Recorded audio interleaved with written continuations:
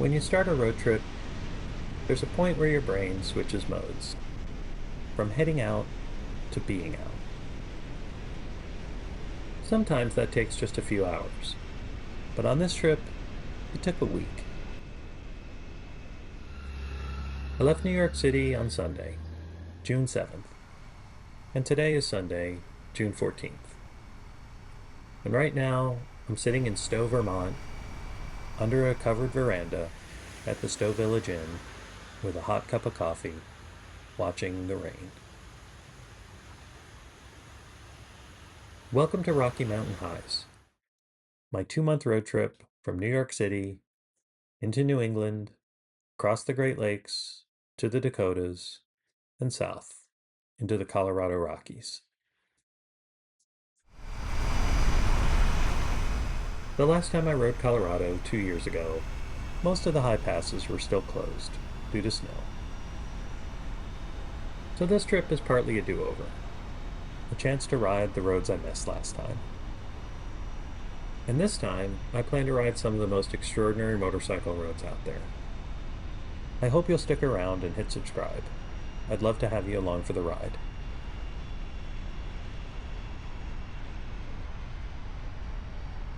This first leg took me north, from New York City, through the Hudson Valley, and the Berkshires, to the Green Mountains of Vermont in Killington, where I visited my brother for a few days, before heading up to Essex Junction, and finally over to Stowe.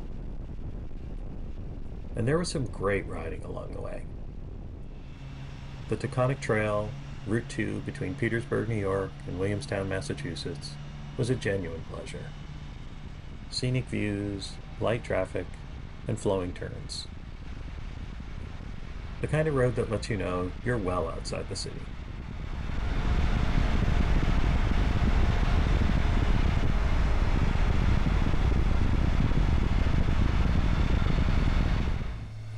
Then Mount Greylock, the Notch Road on the way up, and Rockwell Road on the way down.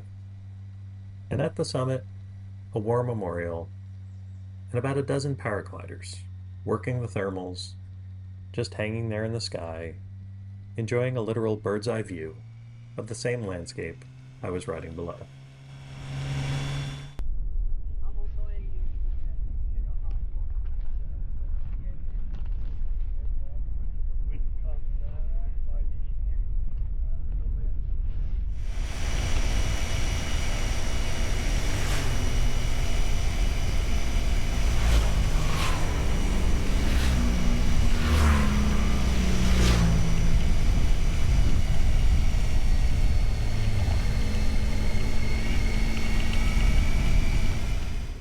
Then there was the BMW Motorcycle Owners of America annual rally in Essex Junction, Vermont. A couple thousand riders, bikes everywhere, vendors, music, tents, food, and gear. And the particular camaraderie of people who all chose the same brand of bike and then proceeded to tweak and customize it to make it just perfect for them. The rally was fun and very well run.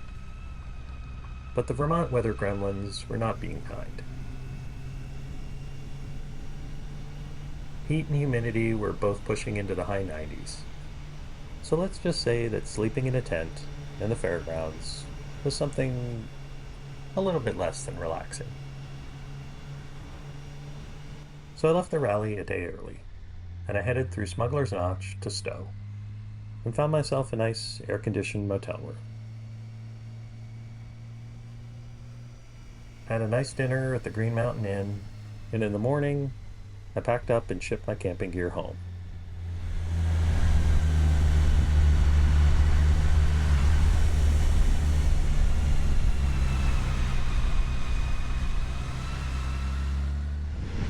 I have to say thanks to my bartender Heather from dinner and the crew at the UPS store, because between the two, they helped me map out a 182-mile loop to ride.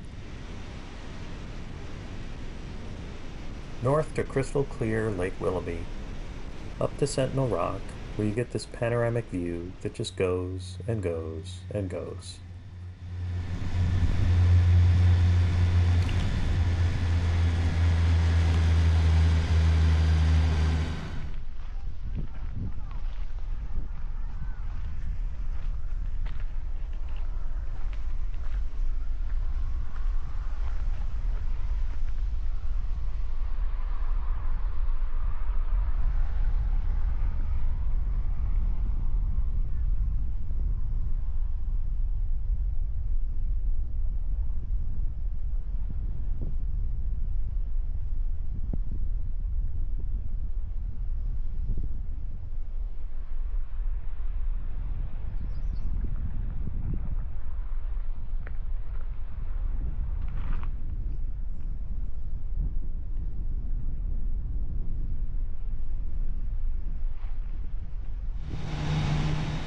up to Jay Peak near the Canadian border, and then back through Smuggler's Notch again to Stowe.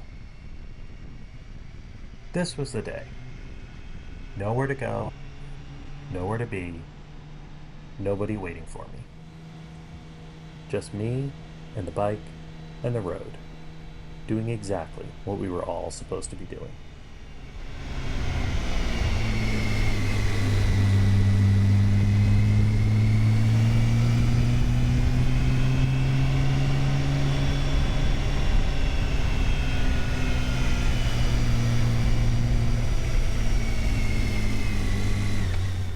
Of course I had a great time riding north, visiting my brother, attending the rally, all of it. But this was the ride where it happened, where heading out became being out. And I love that feeling.